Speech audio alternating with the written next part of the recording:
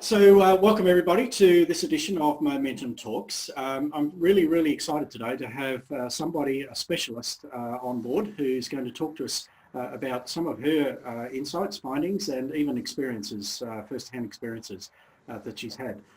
Susanne Bransgrove is a founder, director of a group called LiquidGold Consultants, and they specialise in working with family business, particularly generational change.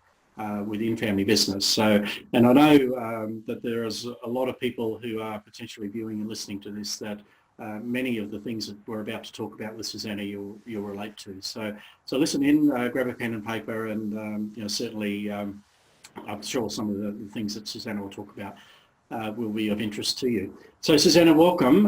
Really great to have you along. I might just kick off with my first question, which is really, I think a lot of us, we talk a lot about business. What's one crazy sort of statistic that maybe people watching or viewing this don't know? First of all, hi Greg, and thank you very much for having me on the program. I really do appreciate that I'm allowed to share a few of my thoughts. When it comes to family businesses, there are a few crazy statistics. The first one would be, quite surprisingly for most people, that the family business sector by number of businesses and actually by dollar volume is actually the largest sector in Australia, which is quite surprising. A bit more of a scary statistic would be that of family businesses trying to transition to the next generation, which is something we're seeing a lot of at the moment, statistically 70% of those businesses will not make it through to the next generation. And the reason for that is that in 95% of the cases it's because the family isn't communicating and making good decisions together to actually be able to tie the two generations together in a forward sort of momentum. So it's not generally a structural issue or an estate problem or a shareholder agreement issue. It is the people element, the human element in the family. That's an amazing statistic, Susanne. I really didn't realise it was that high. And it sounds like, as you say, it's the human element, which I guess is where you come in. Like, can you tell us, I did give you a brief introduction, but can you tell us a little bit more about yourself and your firm and, what sorts of things you do? Yeah, so at LiquidGold Consultants, our passion and what we set ourselves as a goal, or what we're trying to achieve or what we do achieve, is helping family businesses create sustainable futures. What we often see is that they don't have a focus on the future, they don't communicate well, so we're helping them create a journey that's actually going to be sustainable for the family and for the business. And the business side of things is the strategic side as well as the operational side. So we're supporting them through some of the decision making that needs to take place. Cool.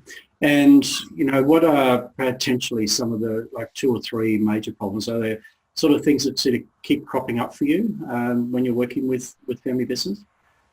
Yeah, the things that tend to crop up, and it's interesting, there are some specific characteristics when you're looking at a first or second generation transition, which is your founder to the next generation down. The issues there are often around the founder having had control and building power in that business over a very long period of time and having neglected to really share with his children and take them along that journey and understand that they have different strengths and different attributes.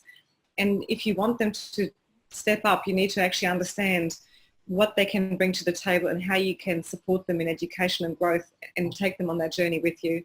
That's what I often see from a first to second. From a second to third generation, generally you tend to find that they're very harmonious in the second generation. They've been working together for a long time.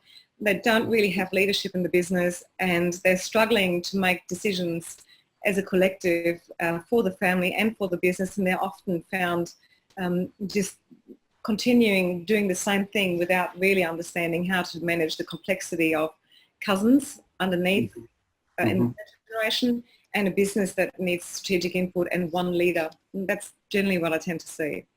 Yeah, I see. And so is there a skills gap there? Have they been a little bit sheltered as they've come through? The second generation? No, not so much a skills gap. They actually do, when you've got 2, 3 or 4 siblings, they generally combine beautifully to bring their strengths to the table, and they're very used to relying on each other. And where the issue is that harmonious working together, which is something fostered by mum often in the founding generation, actually doesn't allow for robust conversations. Unfortunately, in most Australian families, robust conversation is seen as conflict, and Yes. it's actually not the case. It's just a matter of perspectives and understanding that you need firm leadership to be able to guide the business into the future. Yeah, so it's really it's really about having a business conversation, I suppose, rather than being a family type conversation. Yeah, that's correct. Yeah. And Okay. the issue you mentioned before, from my own experience, I'm a third generation from our family business. My dad, being second generation, really behaves like a first generation because he doesn't have siblings. And what I tend to find is that we tend to revert back to the roles that we've always had in the family. So I'm the daughter. I'm always going to be the daughter. My father's always going to be the figure of authority. And it takes a lot of work and a lot of time to actually be able to come into a business conversation together and recognise each other as equals and as adults who bring different strengths to the table. I'm not my father, clearly, neither is my sister. And for him to also recognise that there's something else that we can bring that he doesn't have takes a lot of time, and often my job would be a whole lot easier if I had somebody facilitating that for me, but instead I'm sort of having to do it myself because my family's in Germany, so there's nobody there I know who could help me. Well, that probably leads to my next question, Susanne. Like, what would be the one action you think families who, viewing, listening to this, find themselves relating to this conversation? What would be an action that you would recommend to them? Many business owners tend to have some discomfort around what is going to happen tomorrow. There's a lot of talk around succession planning, and I think that's actually a problem word in itself because it doesn't actually highlight that there's a long-term journey that needs to address a whole lot of different areas to really help a family business transition to the next generation. So I would recommend is to have a bit of an honest assessment as whether you have tied your next generation into that journey, whether you have set the business up in a way where the next generation can actually step alongside you to start with, and also in the end take over from you. And not be afraid to actually look for some help to start that journey. The reality is, and that's something I always say, and I mentioned this earlier on, a transaction around a shareholder agreement or a will just not, unfortunately, solve these issues. You have to tie the next generation into these conversations to really create meaning for tomorrow. And you mentioned it before, but possibly relevant here is these would be sorts of conversations I'd imagine that are outside the comfort zone of a normally family type business. You'd recommend that they have those sort of conversations facilitated so they actually get to where they need to? Yeah, absolutely. Generally, as I said, people revert back to their normal roles, and the same holds true in any conflict situation. They're just going to revert back to their normal behaviour within that, and find it very difficult to see each other as the adults they've become rather than the children that they used to be. And which actually you talked about major problems before.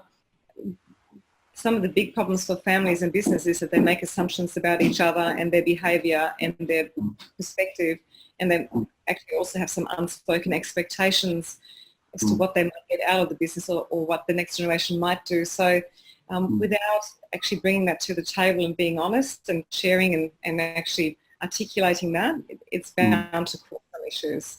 Yeah, I'd imagine that a lot of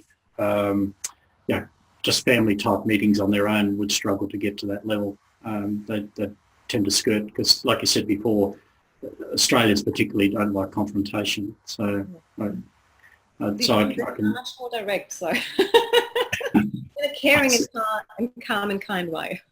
Yes, of course, exactly. It doesn't. It's not personal at all. It's actually getting to the truth in the heart. So it's good. So Susanne, like, is there a particular sort of tool, resource that you could recommend for people to access or have a look at? Yeah, as a first step for people to get some idea where they actually sit on the risk scale, perhaps as far as transitioning is concerned, I've created a really quick diagnostic. It sits on the front of our website.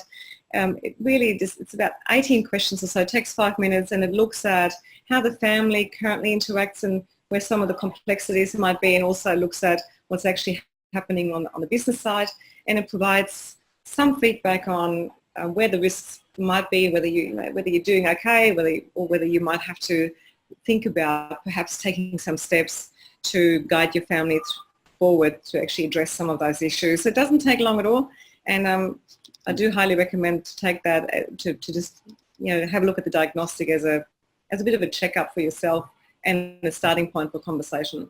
So that sounds really valuable, Susanne. So again, where can people find that? It's on our website, so liquidgoldconsultants.com.au. Beautiful. All right. So I'd recommend go and have a look at that, and certainly have a look at the website while you're there. Don't just see what Susanne does. Susanne, just a left field question, just as a final question. Is there a piece of software or tool that you find you just couldn't live without that's actually helped you enormously? Well, there are actually two, so I'm just going to be a bit greedy and actually talk about two tools. The first one, I've never been able in any business to do without a really good CRM. I think it's important to know who all the people are who you're connecting with and how you want to reach them, and there are also some performance obviously parameters you can set within that. So that's Salesforce for me. It's probably been the best CRM I've ever worked with, and now not the cheapest, but certainly the best. But for day-to-day other use to actually help us, our bookkeepers have put us onto Receipt Bank, and I love it because it takes care of all of our pesky receipts, and how you usually get chased at the end of the quarter with all the outstanding little receipts and bits and pieces. Well, that doesn't happen anymore. So now we just take a photo or we forward it by email, and it's been an absolute, it's just been amazing. Look, I'm totally with you on Receipt Bank. Our bookkeeper put us onto Receipt Bank. Actually, it's a couple of years ago now, but I just love the fact that we don't have to run around with wallets full of paper receipts that we have to try and then reconcile at some future point. You can just take the photograph and it's done and it's out of your hands. It's and then you can just get on with what we do best, which is not about bookkeeping. Which is definitely not bookkeeping. Susanne, that's been amazing. Thank you so much for giving us that time and some valuable insights. Like I'm sure people who are on board listening, viewing this, there'll be many of them that will relate to much of what you've talked about there. It'll probably read a little bit like a storyboard of their own situation. So I'm sure they're getting that. So please reach out to Susanne at LiquidGold Consultants. Susanne has been doing this now for many years and has a lot of experience, not just working with people, but for herself as well in her own family business. So I think that's an added layer of credibility that doesn't come very often. So reach out to Susanne and get that help if you feel you need it. Susanne, thank you so much for doing this for us. And I really do look forward to being able to do something like this with you again sometime soon. Wonderful. Thank you, Greg.